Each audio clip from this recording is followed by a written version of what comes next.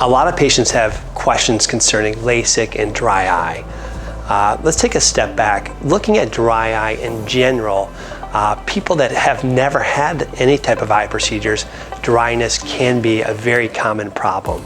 If you look at a drugstore and go to the shelves, you can see that the dry eye drop section is one of the largest shelving areas in that drugstore.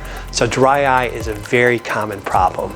A lot of things that can contribute to dryness are people's diet. The modern day diet can lead to dryness. Environmental factors can lead to dryness. Air conditioning, pollen, global warming. There's a lot of different factors can lead to dryness. So that's also one of the most common reasons patients look to have LASIK, such that patients that have contacts may not do well because of dryness. Contacts can irritate or exacerbate dryness. So when considering LASIK, you want to understand what is your current dry eye state.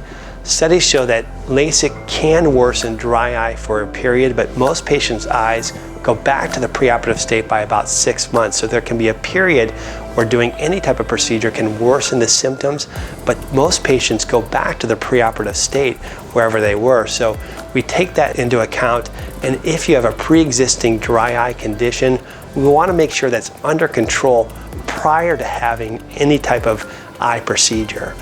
We take this seriously, and so there are testing, questionnaires, symptoms that we look for to make sure that you're truly a good candidate, and it's going to be a step forward for you as far as your vision goals and needs.